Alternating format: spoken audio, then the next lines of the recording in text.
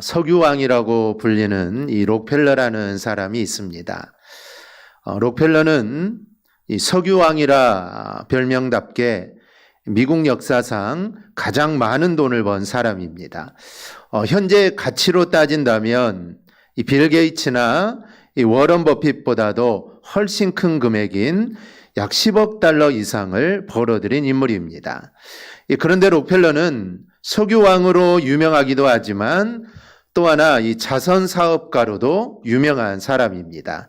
특히 그는 교육 분야에 관심이 많았는데 그래서 시카고 대학을 비롯하여 여러 학교와 병원을 설립했고 이 1913년에는 이 록펠러 재단을 설립하게 됩니다.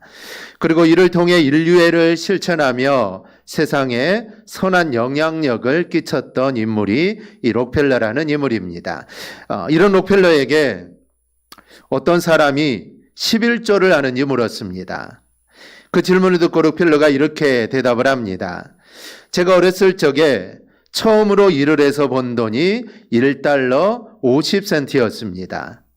저는 일주일 동안 일하고 받은 돈을 집으로 가져가서 어머니에게 드렸던 기억이 납니다. 제 기억으로는 어머니에게 돈을 드리면서 저는 스스로 자랑스럽게 여겼습니다. 어머니는 그 돈을 앞치마로 감싸면서 제 눈을 바라보셨지요. 그러면서 이렇게 말합니다. 이야, 내가 주님에게 11조, 그러니까 15센트를 드린다면 아주 자랑스러울 게다. 그러면서 록펠러는 이렇게 말합니다. 저는 난생 처음으로 번 돈의 11조를 하나님께 드렸고 그 지금까지 빠짐없이 11조를 드렸습니다. 그러면서 이런 말을 잊지 않았습니다. 그 1달러 50센트에 10분의 1을 드리지 않았다면 제가 처음으로 100만 달러를 받았을 때 11조를 들을 수 있었다고는 생각하지 않습니다. 이런 록펠러의 말이 옳다고 생각을 합니다.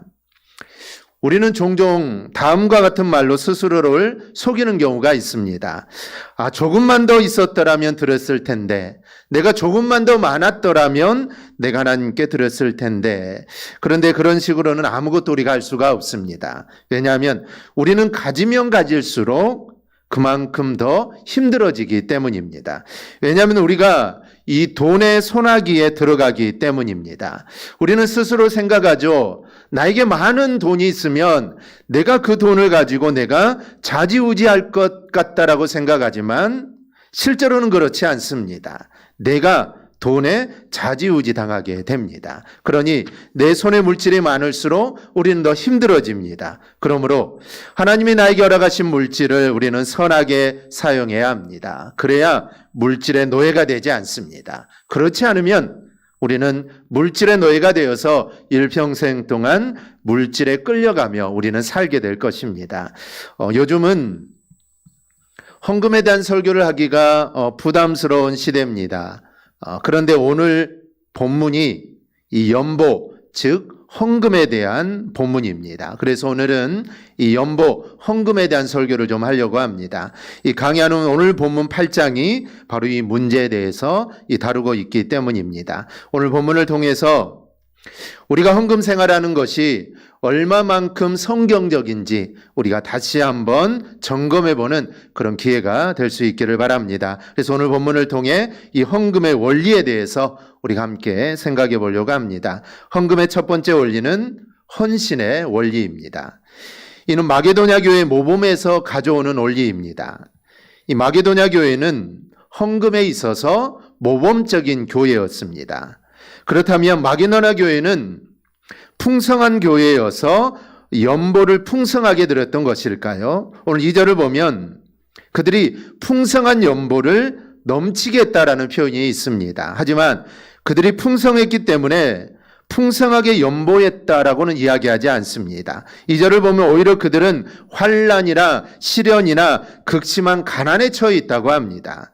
그런 가운데서도 그들은 풍성한 연보를 했던 것이죠. 그리고 3절에서 바울은 그들의 연보를 힘 닿는 대로 하는 것이 아니라 힘에 지나도록 했다라고 이렇게 표현을 합니다. 그럴 수 있었던 이유가 4절에 나오는데 그들은 연보하는 것을 은혜로 알고 참여했기 때문입니다. 그래서 그들은 단지 돈을 제공하는 것이 아니라 자신들의 삶과 자신들 자체를 하나님께 드렸던 것입니다.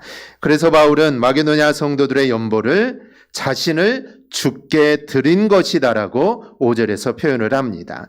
이런 마게도냐의 이런 정황을 한마디로 정리한다면 헌신이라는 말로 표현할 수가 있습니다. 특히 그들은 자신을 주께 드린 것입니다. 즉, 말 그대로 그들은 헌신이었던 것이죠. 헌금에 대해 사람들이 많이 착각하는 것이 있는데 돈만 내면 되는 것으로 여기는 겁니다.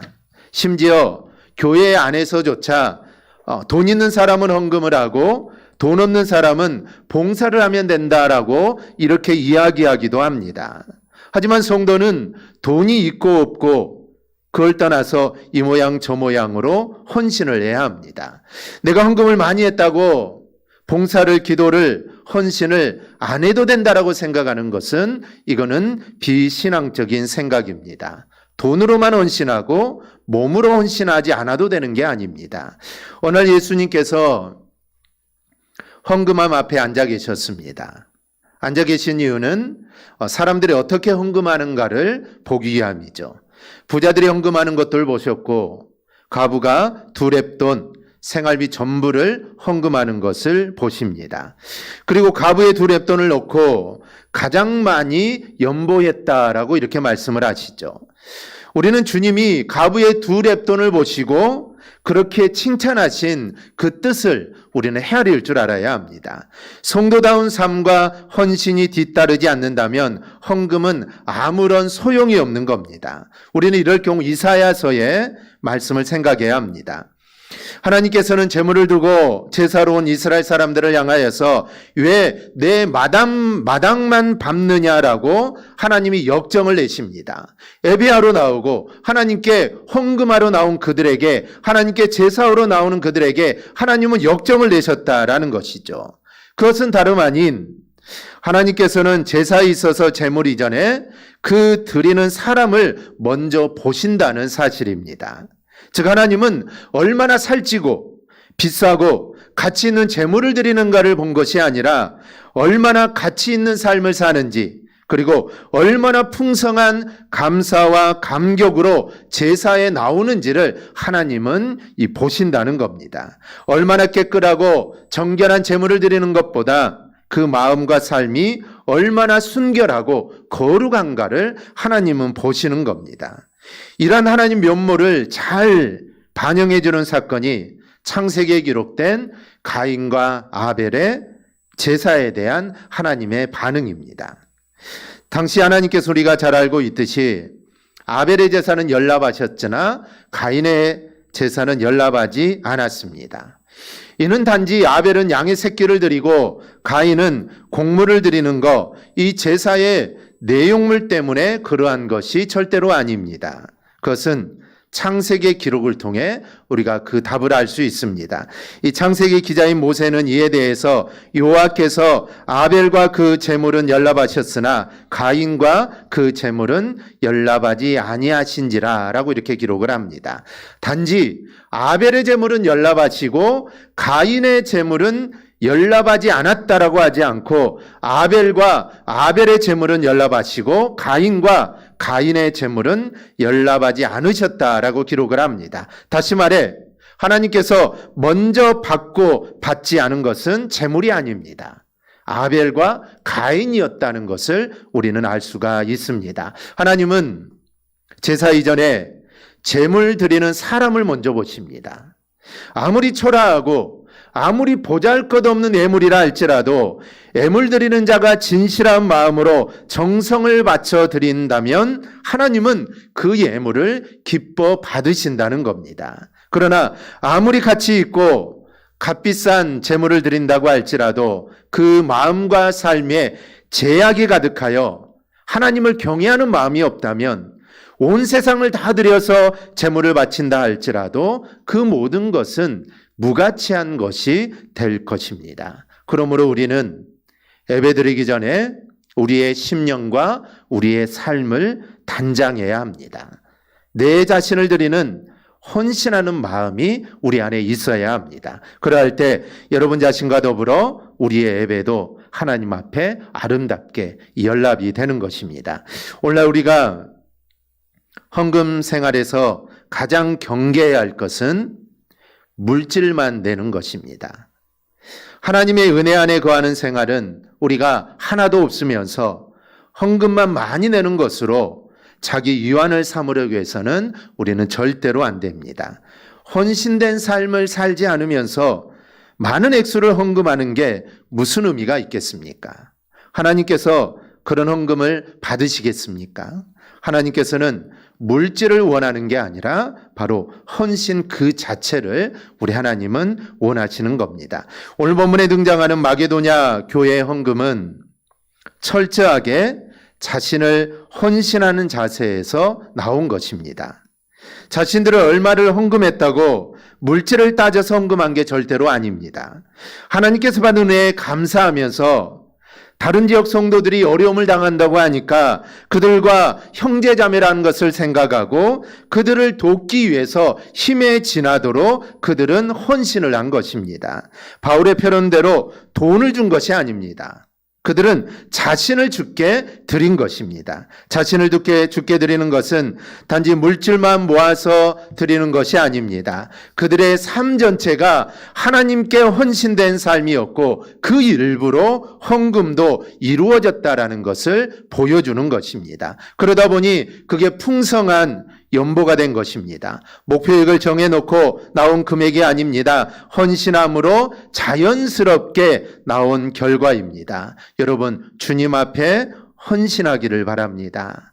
주님의 뜻을 이루고자 하는 사람은 헌신을 하게 되어 있고 헌신을 하는 사람이 자연스럽게 주님이 기뻐하시는 헌금도 하기 마련입니다. 삶이 담겨져 있지 않은 헌금은 액수가 아무리 많아도 하나님께서 즐겨받지 않습니다. 왜 내 마당만 받느냐라고 하실 줄 모릅니다. 그래서 삶이 담겨있는 헌금이라야 하나님께서 즐겨 받으십니다. 우리 이 사실을 기억하고 우리의 헌금에 내 자신의 삶을 닮아 우리가 헌신할 수 있기를 바랍니다. 헌금의 두 번째 원리는 할 마음으로 하는 것입니다. 이 바울이 고린도 교회의 헌금에 대한 이야기를 한 이유가 있습니다. 이미 고린도전서에서도 헌금에 대한 이야기를 했습니다. 이 고린도 교회는 이미 1년 전부터 헌금에 대해서 무언가를 하고 있었습니다. 바울은 그때 헌금을 상기시키면서 11절에서 이렇게 권합니다. 이제는 하던 일을 성취할지니 마음에 원하는 것과 같이 완성하되 있는 대로 하라라고 말합니다. 그러니까 오늘 본문에 나오는 이 헌금에 대한 이야기는 맥락 없이 그냥 나온 게 아닙니다. 고린도 교회가 시행하고 있는 그 일을 완성하라는 차원에서 나온 것입니다. 그런데 여기서 중요한 것은 마음에 원하는 것과 같이 완성하되 있는 대로 하라라는 부분입니다. 이 고린도 교회 성도는 마음으로부터 일어나서 연보를 하고 있습니다. 헌금은 바로 이런 자세에서 나오는 겁니다. 자기 스스로 마음에 원하는 대로 정하는 것입니다. 다른 누가 정해주는 것이 아니라 자신이 스스로 정하여 하는 것입니다. 그래서 헌금을 하고자 하는 그 마음이 중요하다는 것이죠. 그래서 바울은 12절에서 이렇게 말합니다. 할 마음만 있으면 있는 대로 받으실 터이요 없는 것은 받지 아니하시리라. 하나님께서는 할 마음으로 드리는 헌금을 받으시지 억지로 하는 헌금을 받지도 원하시지도 않습니다. 그러니 헌금은 자신이 마음으로 정해서 드리는 헌금이 되어야 합니다. 이 전통적으로 교회는 헌금을 마땅히 해야 할 것으로 가르쳐 왔습니다. 11조 같은 경우 세례교인이라면 당연히 해야 할 의무라고 이야기를 합니다. 그런데 이런 전통도 자원에서 하는 원칙을 넘어서는 것은 아닙니다. 아무리 강조를 하고 당연히 해야 된다고 하지만 원칙은 자원에서 하는 원칙입니다. 마땅히 헌금하는 것에 마음을 쏟고 하나님께 감사함을 표현하기 위한 신앙으로 한다면 11조나 그 외의 헌금은 모두 복된 것입니다. 하지만 단지 의무감으로 하는 헌금, 또 내 체면 때문에 하는 헌금이라면 하나님께서는 그것을 받으시겠는지 우리는 생각해 봐야 합니다. 하나님께서는 성도가 억지로 헌금하거나 또 헌금할 물질도 없는데 그래서 빈손으로 나오면 안 된다고 그렇게 말씀하시지 않습니다. 하나님은 이 부분에서 제시하는 것이 할 마음입니다. 할 마음이 있으면 있는 대로 하면 되는 것입니다. 이미 고린도전서에서 헌금의 원리를 이야기했습니다. 거기서 바울은 각 사람의 수입에 따라 모아두어서 헌금을 하라고 합니다. 이것은 없는 사람이 빚을 내어서 헌금하라는 게 아닙니다. 할 마음이 있다면 자신의 수입에 따라서 그 정한 마음대로 하면 된다라는 것이죠. 다만 한 번에 몰아서 하는 것은 큰 부담이 될 수 있기 때문에 매 주일마다 모으라라고 이렇게 지시한 겁니다. 이렇게 함으로써 매주 할 수 있을 만큼 함으로 마게도냐 성도들은 극심한 가난 가운데서도 풍성한 연보를 할 수 있었던 것입니다. 하나님 앞에서 헌금한 마음을 갖고 예배에 모일 때마다 또 마음에 정한 대로 자원하여 하는 것이 풍성한 연보를 할 수 있게 했던 것입니다. 하나님께서는 자원하는 그 마음을 보십니다. 흔히 이런 말을 하죠. 내가 마음은 큰데 내 사정이 좋지 않다라는 말을 합니다. 그런데 마음이 크다면 반드시 물질이 아니더라도 어떤 형태로도 이 표현을 하게 되어 있습니다. 이런 성도들, 즉 하나님을 향한 사랑, 또 하나님을 향한 그 열정이 풍성한 성도들은 굳이 헌금을 못하는 것에 대해서 부끄러워하지 않습니다. 현실적으로는 내가 하나님께 더 큰 헌금을 해야 된다. 그래서 못하는 것에 안타까워하지만 현재 자신의 모습 자체가 자원하는 마음으로 충성하기 때문입니다. 그래서 여러 모습에서 하나님께 헌신하고 충성하고 있기 때문에 그런 것에 대해서 부끄럽게 생각하거나 안타까워하지 않는다라는 것이죠. 하나님께서는 없는 것을 받으시는 분이 아니기에 우리가 마음으로 드리는 것, 바로 그것을 그대로 하나님은 받으시는 겁니다. 우리는 예수님께 하신 말씀을 기억해야 합니다. 내 보물 있는 그곳에는 내 마음도 있느니라. 우리는 자신의 돈이 어떤 곳에 어떻게 쓰여지고 있는 것을 우리는 보아야 합니다. 물질이 흘러가는 곳에 내 마음이 있기 때문입니다. 만약에 내 자신을 위해서 내가 물질을 쓴다면 내 마음은 나에게 있는 것입니다. 물질을 통하여 세상이 주는 즐거운 것에 내가 물질을 사용하고 있다면 그 즐거운 곳에 이미 내 마음이 가 있는 겁니다. 하나님이 주신 물질로 하나님이 기뻐하시는 일에 사용하지 못한다면 나의 마음이 하나님에게 향하고 있지 못한 것입니다. 여러분, 헌금은 자기가 마음에 정하여야 하는 것입니다. 다른 누군가에 의해서 하는 게 아닙니다. 내가 할 마음을 갖고 헌금할 때 하나님은 그 헌금을 기뻐 받으십니다. 자원하여 드리는 것에서 하나님의 역사하심이 나타납니다. 세 번째, 헌금의 원리는 균등하게 하는 것입니다. 이 바울은 고린도 교회 헌금 이야기를 하면서 이런 말을 합니다. 13절입니다. 이는 다른 사람들은 평안하게 하고 너희는 공고하게 하려는 것이 아니요 균등하게 하려 함이니. 이 당시 연보는 주로 다른 성도들을 돕는 일에 주로 쓰였습니다. 특히 예루살렘 교회의 어려움에 쓰였습니다. 물론 5절을 보면 바울 자신에게도 주었다라는 말이 있는 것처럼 복음 전도자들의 사역을 위해 쓰이기도 합니다. 그러나 어쨌든 성경에 나오는 연보, 즉 특히 신약 성경에 나오는 이 연보는 대부분 구제를 하는데 쓰이게 됩니다. 이 점에서 우리는 하나님께 드려진 헌금이 어떻게 사용되어야 하는가를 우리는 고민해야 합니다. 물론 이 당시 헌금이 주로 구제에 사용됐다고 해서 교회 헌금은 교회를 위해 쓰는 것이 아니라 모두 가난한 자들을 위해 돕는 데 사용돼야 한다라고 하지만 이거는 맞지 않습니다. 왜냐하면 그 당시 사회 문화와 지금은 엄연히 다르기 때문이죠. 그럼에도 불구하고 교회가 교회 자체만을 위하여 헌금을 사용하는 것은 분명 문제가 있습니다. 더 나은, 더 편리한 예배시설을 만들고 부대시설을 만드는 데만 헌금이 쓰인다면 하나님이 기뻐하실지 우리는 고민해 봐야 합니다.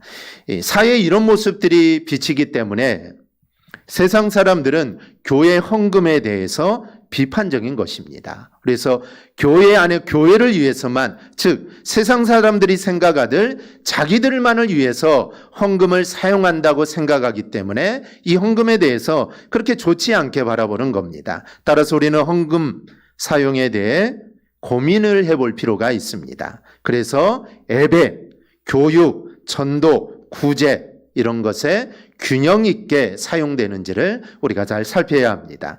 이제 교회가 헌금을 가치 있게 사용한다는 전제 아래 우리는 헌금의 세 번째 원리, 그것은 바로 균등하게 사용하는 원리입니다. 아마도 당시 자신들이 낸 연보로 인해 이 도움을 받는 사람들이 있는 것에 반해서 자신들은 손해를 본다라고 생각하는 사람들이 있었습니다. 왜냐하면 자기가 드리는 헌금이 자기들을 위해 사용되는 것이 아니라 다른 교회로 들어가고 또 다른 교회에 어려움을 당하는 사람들을 위해 사용된다고 하니 자신은 손해를 본 것처럼 느끼게 되었다라는 것이죠. 이에 대해 바울은 연보의 정신은 누구를 부하게 하거나 누구를 가난하게 만들려는 것이 아니라 모두 함께 평등하게 하는 것이다 라고 말을 합니다. 우리가 하나님께 이 세상을 만드신 창조의 원리를 생각해야 합니다. 성경적인 경제관의 대전제는 열심히 땀을 흘려 소산을 얻고 그것을 먹는 겁니다. 그러니 게으르거나 나태한 것은 성경적인 경제관에 있어서 이거는 벗어난 것입니다. 그래서 우리는 부지런히 일을 하고 그걸 통해서 벌고 또 그것을 우리가 사용하는 것, 이게 바로 성경적인 경제관입니다. 그러니 우리는 게을러서는 안 된다는 것이죠. 또한 하나님께서 만드신 모든 것은 조화를 이루도록 하는 게 하나님의 창조의 원리입니다. 부간적으로 편중되어서 특별한 사람들에게 그것을 향유하는 것도 하나님이 세우신 원리하고는 거리가 멉니다. 그렇다고 해서 하나님께서는 강제로 많은 사람들의 것을 빼앗아 가난한 사람들에게 주는 것, 이것 또한 정당한 방법이라고 정한 것이 아닙니다. 그럼 어떻게 해야 될까요? 바로 그것이 평균케 하는 원리입니다. 열심히 땀 흘려 일하여 소산을 얻되 만약에 서로 차이가 난다면 서로 나눔으로 평등하게 만들어가는 것입니다. 초대교회가 이런 모습을 일정 부분 이루었던 모습을 나타냅니다. 그들은 모든 재산을 사도들 발 앞에 가져다 놓고 필요한 사람이 있으면 사용하도록 했습니다. 이런 것이 헌금을 통해 이루어지는 것입니다. 우리가 하나님께 감사함으로 드린 헌금은 필요에 따라 평균케 하는 일에 사용됩니다. 그렇게 함으로써 하나님의 정의가 이루어진다라는 것이죠. 자신은 드리기만 하고 나는 받는 게 하나도 없다라고 생각하는 것, 이것 또한 올바른 생각이 아닙니다. 즉 나는 하나님께 많이 드렸는데, 하나님께 많은 걸 드렸는데 내가 교회로부터 받는 것 아니면 내가 하나님으로부터 받는 것은 하나도 없다라고 생각하는 것, 이건 올바른 생각이 아닙니다.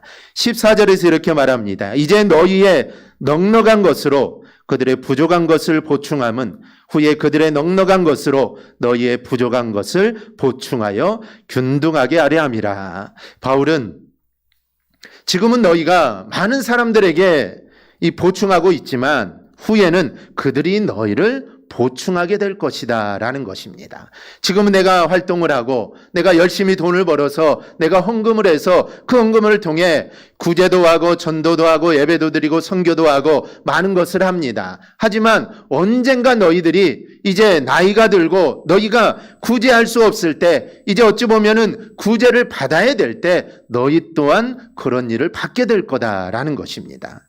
그리고 우리는 무엇보다도 이것을 생각하지 않더라도 우리는 하나님께 이미 많은 것을 받은 사람입니다.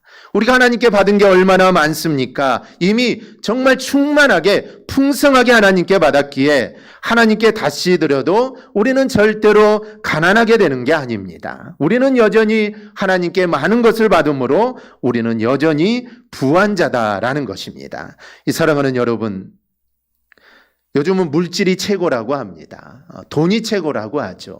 용돈도 돈을 최고로 좋아합니다. 이 물질이 최고라는 시대에 우리가 살고 있습니다. 이런 시대에 하나님께 헌금을 드린다는 것은 이거는 쉬운 일이 아닙니다. 쉽지 않죠. 그러나 우리는 분명한 헌금의 원리를 이해하고 하나님께 예물을 드려야 합니다.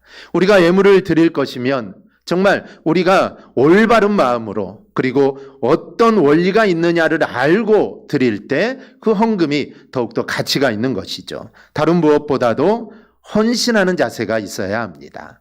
헌신하는 마음이 있어야 된다라는 것이죠. 우리 예배도 마찬가지입니다. 우리의 헌금도 헌신하는 자세가 있어야 됩니다. 우리의 삶이 있어야 된다라는 것이죠. 예배도 마찬가지입니다. 우리가 주일날 하나님께 예배를 드리지만 이 주일의 예배는 우리의 일주일간의 삶과 연결이 되어 있어야 합니다. 즉 예배는 우리의 삶과 동떨어져 있는 게 아닙니다. 일주일 동안 그냥 아무렇게나 살다가 즉 세상 사람들과 똑같이 세상 사람들의 그 모습으로 하나님 생각 한 번도 하지 않고 성경 말씀 한 번도 보지 않고 그냥 일주일간 세상 사람들과 똑같이 살다가 주일날 하나님 앞에 나와서 드리는 예배, 이 예배는 온전한 예배라고 할 수가 없습니다. 그렇게 드리는 예배도 하나님은 기뻐하시겠지만 정말 하나님이 기뻐하시는 예배는 일주일간의 삶이 예배여야 합니다. 모든 삶들이 예배여야 합니다. 그리고 그 삶의 예배를 가지고 주일날 와서 하나님 앞에 엎드려서 하나님 내가 일주일 동안 이렇게 살았습니다. 험난한 세상 가운데 정말 내가 하나님의 뜻대로 살고자 이렇게 부단히 노력했습니다. 이런 모습을 우리가 예배 전에 하나님께 아뢰어야 합니다.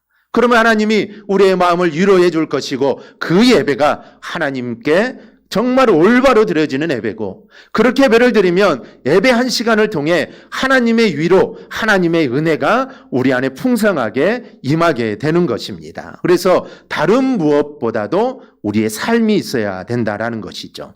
하나님께 나의 몸과 마음을 드리는 삶이 있어야 우리의 헌금이 진정한 의미를 갖게 됩니다. 또 하나 자원하여 드리는 마음을 가져야 합니다. 그리고 헌금을 통하여 평균케 하는 하나님의 삶의 원리가 이루어지는 것이라는 그런 관점을 우리는 가져야 합니다. 그럴 때 하나님의 나라가 이를 통하여 이루어지게 되는 것입니다. 우리 모두 오늘 이 헌금의 원리를 기억하고 우리가 하나님께 예물을 드리는데 하나님께 헌금을 드리는데 정말 올바르게 하나님께 드리는 삶을 꼭 살아가기를 주님의 이름으로 축원합니다. 아멘. 기도하겠습니다.